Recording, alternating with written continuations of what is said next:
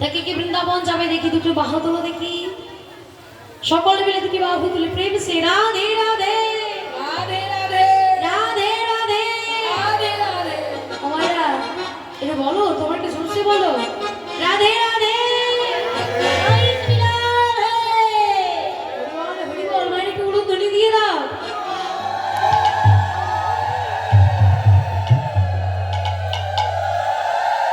তাই গৌর হরি বল হরি বল হরি বল।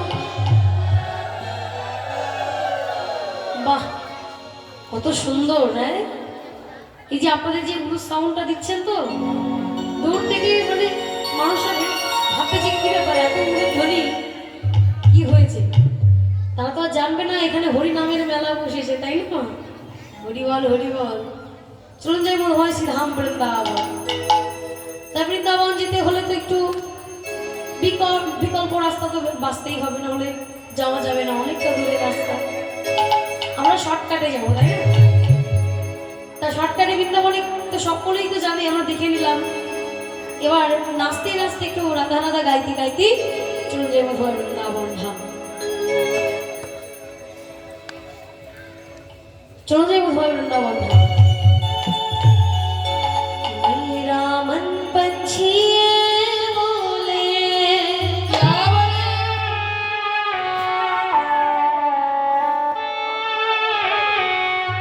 ओरे वृंदावन जाओ,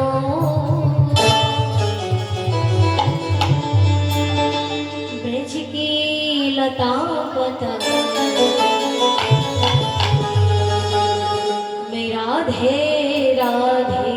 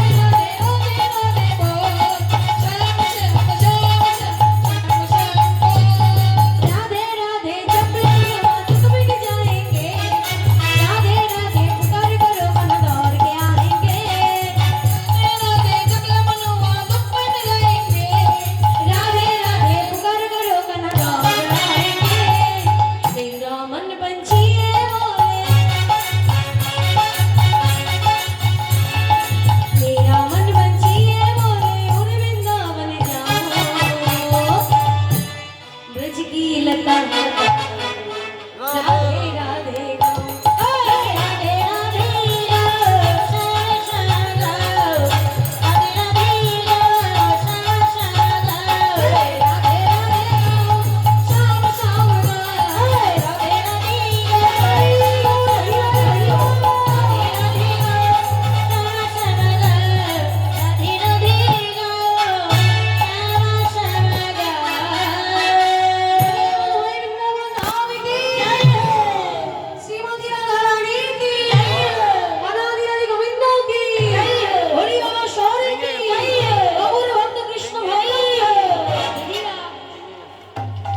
এটা একটু নামিয়ে দেন, এটা ব্যালেন্স দেন।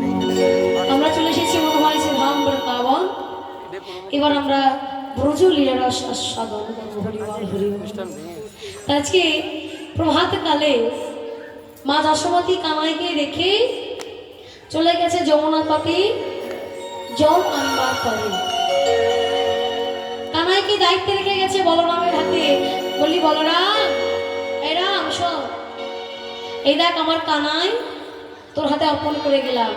দেখিস বাবা, আমার কানাই তো বড্ড দুষ্টু, একটু চোখে চোখে রাখিস যেন খারাপ কিছু করে না বসে। বলা যায় না, বাচ্চা ছেলে কখনো কাকে কি বলে খেয়ে ফেলবে, তখন এক বিপদ। তুই চোখে চোখে রাখবি। তুই আবার ওই উঠোনে নড়ি টড়ি আছে, ওইদিকে আবার লোভ দিয়ে খেলে চলে যাস না। বলরাম তো আবার একটু খাওয়ার খুব ইয়ে ছিল তো, মানে ননি মাখন ঘি ছানা এসব পেলে তো কথাই নেই।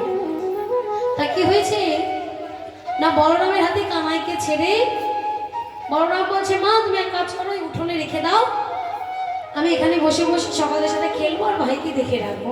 ঠিক আছে। কাকাই কলসে নিয়ে হাতে একটা কাপড় নিয়ে চলে গেছে মা যমুনাতে। আর এদিকে গোবিন্দ মার কি করেছে না, দাদাকে অনেকবার বোঝাচ্ছে, ও দাদা আমাকে একটু খেলানো না। মানে কানাই সবার চাইতে ছোট, আর ওদের মধ্যে যত সকাল সবাই তো বড়, বড়রা বড়দের মতো খেলা করছে, আর ছোট ওকে খেলা নিচ্ছে না। কি করবে মা? যে যারা বড় তাদের মতো খেলা করছে, কানামাছি খেলছে, ধরাধরি খেলছে, কিন্তু আমার গোবিন্দকে বাবা খেলা নিচ্ছে না। তুই সে মাঝে মাঝে গিয়ে তাদের মাঝে গিয়ে দাঁড়াচ্ছে, তাকে হাত ধরে বলছে, এই কানাই আমাদের মধ্যে আসিস না, তোর কখন লেগে যাবে, যা যা যা ওই ফাঁকায় গিয়ে দাঁড়া। বলে আচ্ছা ঠিক আছে দাঁড়া, তোমার মজা দেখাচ্ছি। এমন অবস্থা করব তুমি কেঁদে কুল পাবে না। দাদাই চলে এসে কিছুক্ষণ পরে দাদাকে কি বলছে, দাদা আমার খুব খিদে পেয়েছে, আমাকে কিছু খেতে দাও। বলছে দাঁড়া, খাওয়া দাওয়া পরে হবে, আগে একটু খেলে নি। বলে আচ্ছা ঠিক আছে দেখছি, আমার তো খিদে পেয়েছে, আমাকে তো খেতে হবে। এখন আমি তো নিজে নিজে নিয়ে খেতে পারবো না, যেহেতু তোমার হাতে মা দায়িত্ব দিয়ে গেছে, কিছু একটা করতে হবে আমাকে। ওদিকে বলরাম খেলতে ব্যস্ত, আর গোবিন্দ মার চুপিসারে গোবিন্দ তার দাদার কাছ থেকে দূরে এসে কি করেছে না, মাটি তুলে মুখের মধ্যে ভরে দিয়েছে। মাটি চেড়ে চেড়ে খাচ্ছে, যেমন করে এখনকার বাচ্চারা আবার চকলেট খায়। একটা ঢিল তুলেছে, মাটি চেড়ে চেড়ে খাচ্ছে, আর তার এই মুখের এই চারিকোল দিয়ে বাবা মাটি লেগে রয়েছে। খেলতে খেলতে যে খেলা শেষ হয়ে গেছে, বলরাম বলছি, বাবা কানাই কোথায়? এই সিদা, এই আমার ভাই কই? সে তো কখন বলেছে খিদে পেয়েছি, আমি যদি খেতে না দিই, মার কাছে গিয়ে যদি নালিশ করে, ছোট মামাকে এমন করে বকা দেবে। গিয়ে দেখছে কি যে কানাই মুখের মধ্যে মাটি গুজে, দাঁত নেই তো বাবা, মুসলি দিয়ে চাওয়াচ্ছে। ছোট বাচ্চা ছিল, সেটা দেখি বলরাম কি করবে ভেবে না পেয়ে কাঁদতে কাঁদতে মায়ের কাছে ছুটে গেছে। তাই পদকর্তা বলছে, ওই দেখো দেখো, বাল বয়স্ক রঙ্গে সমবয় বিশ্ব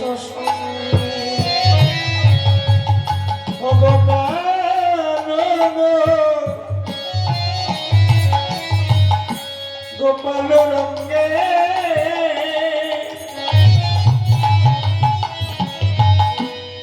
সমবয় বালক সঙ্গে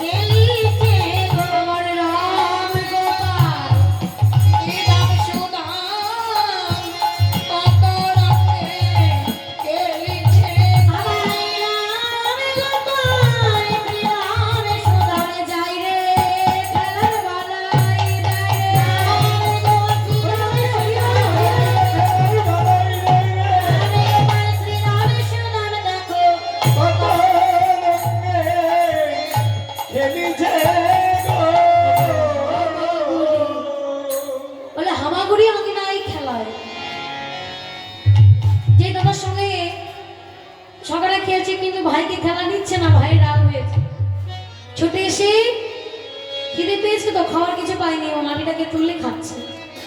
তাই পদকর্তা বলছে রাম, মানে বলরামকে ডেকে ডেকে বলছে দাদা গো একবার তোমার ভাইয়ের দিকে চেয়ে দেখো, খোদার জ্বালা সহ্য করিতে না পেরে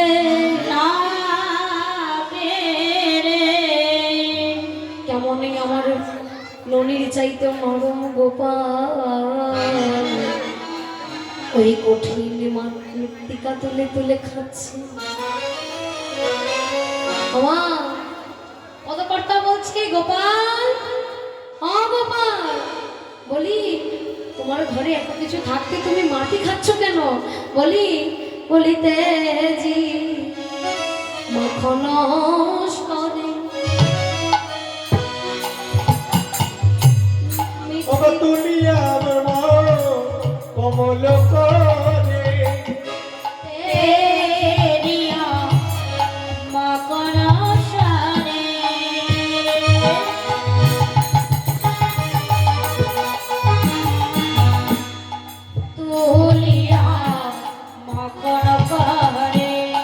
আমার আমার গোপাল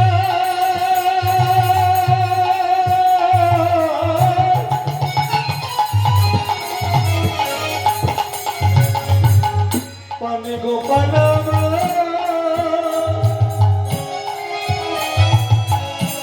আমার আমার আমার গোপাল ওগোটা দিয়া মাখন সরে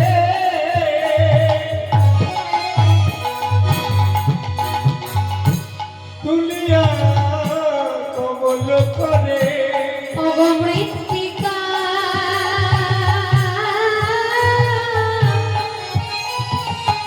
মনের সুখে আই গো মৃত্তিকা মনের সুখে মৃত্তিকা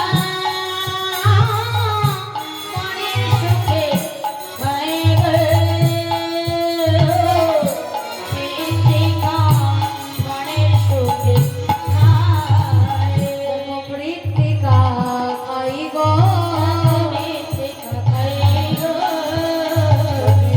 মৃত্তিকা খাই গো আমার আমার গোপাল জানো মৃত্তিকা খাই গো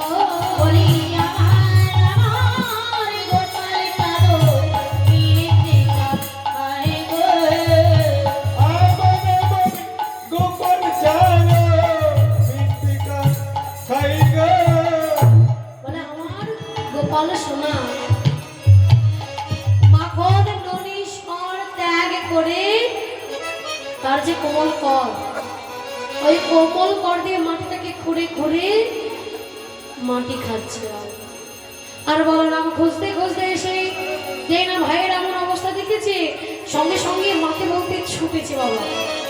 তাই পদকর্তা বলছে ওই দেখো বলরাম তা দেখিয়া যশোদানি পথে গিয়া, আর বলরাম তা দেখিয়া যশোদানি পথে যাইয়া, বলরাম তা দেখিয়া যশোদানি কটে যাইয়া বলে গিয়া ভাইয়ের এই কথা, বলে গিয়া ভাইয়ের এই কথা, আর বলে গিয়া ভাইয়ের এই কথা, বলে গিয়া ভাইয়ের এই কথা। বলে গিয়া ভাইয়ের এই কথা বলে গিয়া ভাইয়ের এই কথা ও মা, বলাই বলো না। এমন ভর সন্ধ্যাবেলায় মা মা করে হাঁটছিস কেন? কি হয়েছে? দেখবে চলো দেখবে চলো, সর্বনাশ হয়েছে। বলে কেন কি হয়েছে? ও মা তোমার গোপাল, বলে আমার গোপাল কি করেছে? আমার গোপাল ঠিক আছে তো? বলরাম সত্যি করে বল না বাবা, আমার গোপাল ভালো আছে তো? ঠিক আছে তো? তোর হাতে দিয়ে এসেছিলাম, তুই একা এসেছিস, আমার গোপাল কোথায়? হ্যাঁ রে শ্রীরাম সুদাম, তোর এসেছিস, আমার গোপাল কোথায়? বলে তোমার গোপাল, দেখবে তোমার গোপাল কি করছে। এসো এসো দেখো, এসো। ওমা, মাকে হাত ধরে টানতে টানতে নিয়ে এসেছে, নিয়ে এসে যেই না গোপালের সামনে দাঁড় করে দিয়েছে, গোপাল মাটি গেতে গেতে যেই না মারিয়ে দাঁড়িয়ে করেছে, গোপালের ভয় লেগে গেছে। বাবা দেখুন, ভগবান হতে পারে বাবা, মাকে দেখে সেও কেমন ভয় পায়। মানে মা হচ্ছে এমন বস্তু, এমন জিনিস যে ভগবানও ভয় পায়।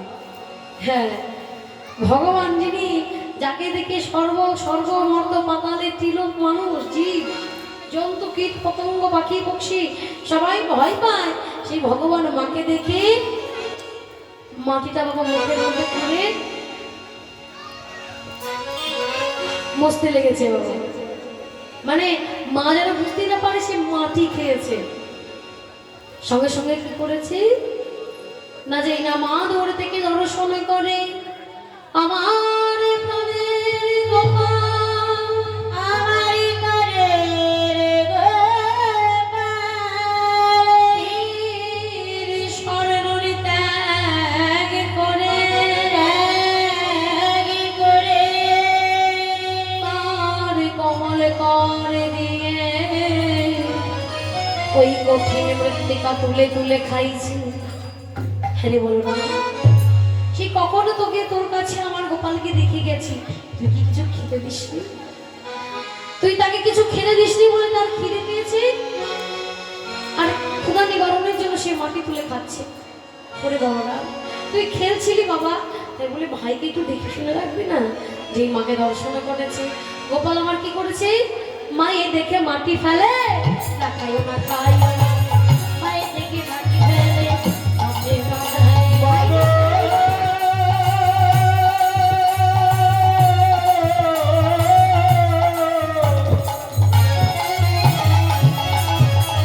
ওই দেখি মাটি ফেলে, না খাই না খাই বলে। মায়ে দেখে মাটি ফেলে, না খাই না খাই না বলে। বাবা বলে আমি খাইনি, আমি খাইনি। ওমা, মাকে দেখে মাটি ফেলছে মুখ থেকে, বলে মাই দেখে মাটি ফেলে, না খাইও বলে আমি খাইনি। ওমা, আমি কিছু খাইনি। বলে থাম দাঁড়া দেখছি, হাঁপা তো দেখি। বলে আমি তো খাইনি, আমি হাঁ করবো কি? সত্যি করে বলো না, নাই কেন মাটি খাচ্ছিলিস তুই? তোর খিদে পেয়েছে, দাদাকে বলবি না? তুই আমার 7টা নয় 5টা নয়, একমাত্র আমার ধন, আমার মানিক, 7 রাজার ধন তুই, আমার নয়নের মণি। সেই তুই রাজার পুত্র হয়ে মাটি খাচ্ছিস, লোকে দেখলে কি বলবে? ছি ছি ছি ছি ছি।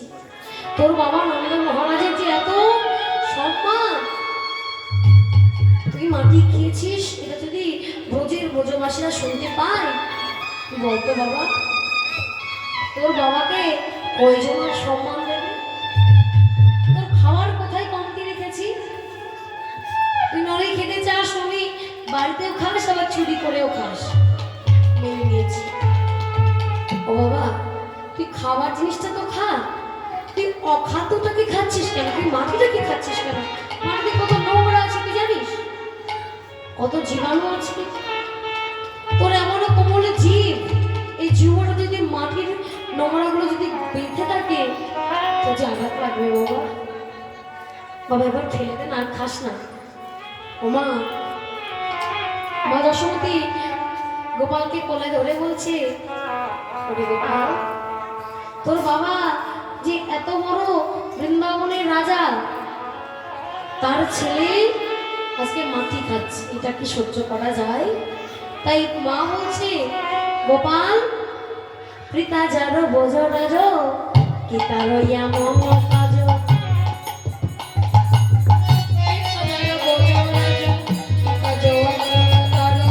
পিতা যার বোঝ রাজ, কি তার এমন কাজ,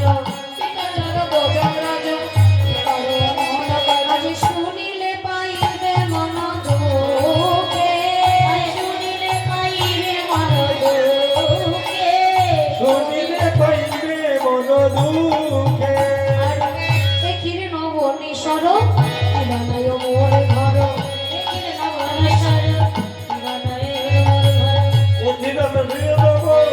বাবরে নাই ঘরে মৃত্তিকা খাইছ কোন সুখে, মৃত্তিকা খাইছ মন সুখে, খাইছ কোন সুখে মৃত্তিকা খাইছ মন সুখে।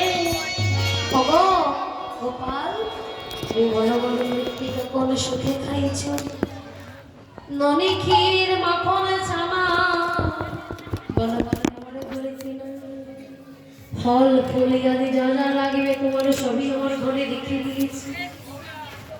তুমি এসব ছেড়ে কেন মাটি খাও? ওমা, সন্তান মাটি খাচ্ছে আর মাটি তা সহ্য করতে পারে? আমরা বাবা কি করি, এখনকার মায়েরা বাবা ছেলেরা যদি মাটি খেলে কান ধরে তুলে নিয়ে বলে চল চল স্নান করবি, হাত পা ধুবি, তবে ঘর উঠে আলে কোলে নেবো না। মায়েরা যদি কোনো কোনো মাছ যদি কোলেও নেয়, বাবারা কিন্তু কোলে নেয় না। যদি গায়ে কাদা মাটি দেখায়, যা তোর মায়ের কাছে যাকে ধুয়ে আয়, মাকে বল পরিষ্কার করে দিতে, তারপরে কোলে নেবো, হলে নেবো না।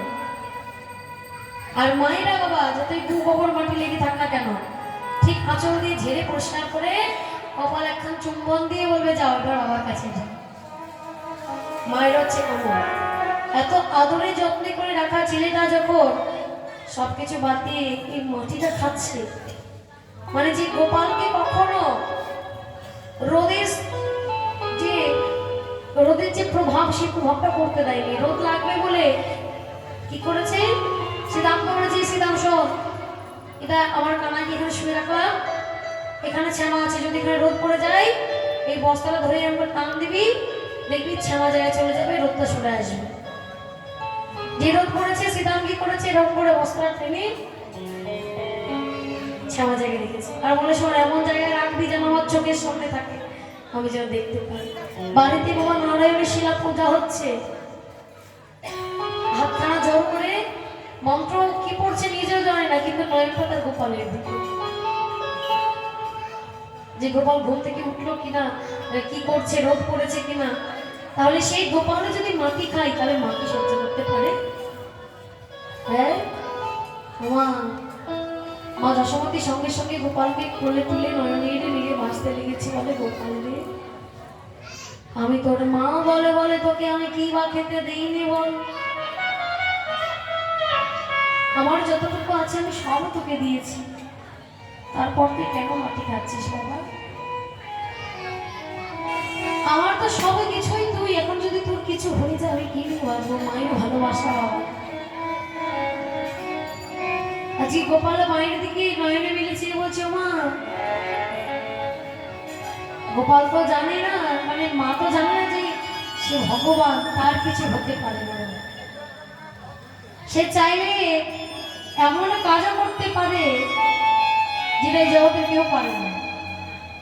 পৃথিবীটাকে উল্টে দিতে পারে, পূর্ব দিকে উদিতমান সূর্যকে পশ্চিম দিকে উদয়মান করে দিতে পারে, পূর্ব দিকে অস্তমিত করতে পারে। সে চাইলে সমুদ্রের জল সাগরের জল শুকাইয়ে দিতে পারে, সে চাইলে আকাশের তারা চন্দ্র একত্রিত করতে পারে, সূর্যের দাহিকা শক্তি নিভে দিতে পারে। আর তাকে মাটি আর কি করবে বলো? তাকে মাটি আর কি করবে? কিন্তু মা তো জানে না যে আমার ভগবান বাৎসল্য রসে, ভগবানকে ভালোবাসার যে পাঁচটা রস, শান্ত দাস্য বাৎসল, শান্ত দাস্য সখ্য বাৎসল্য মধুর। ওমা, যখন মন্দিরে আসি, পূজা যখন হয়, আমরা কি করি, প্রসাদগুলোকে কোনো কাপড় দিয়ে হবে ঢেকে দিই, তাই না? কেন ঢেকে দিই?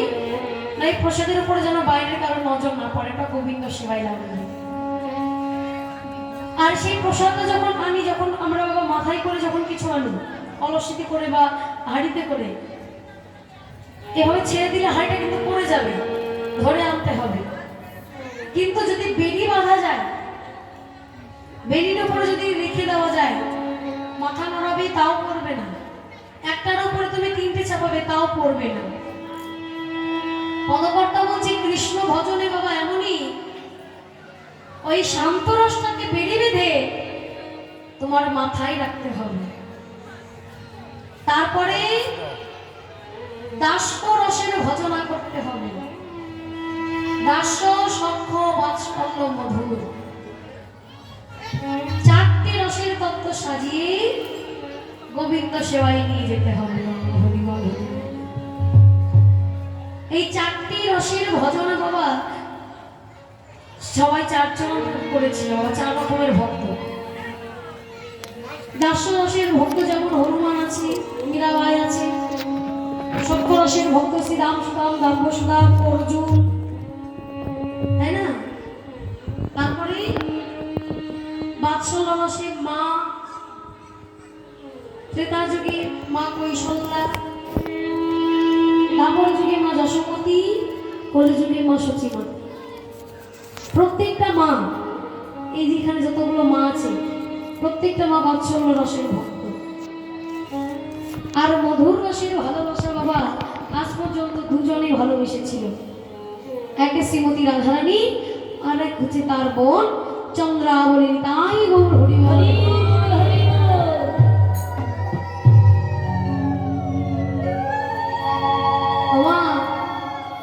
আজকে সেই বাৎসল্য রসে অন্ধ হয়ে সে সন্তানকে কোলে নিয়ে কাঁদছে, কেঁদে বলছে, ওরে কানাই, আমি আর তোকে একবার রেখে কখনো যাব না, তুই ভাই ক্ষমা করে দিস।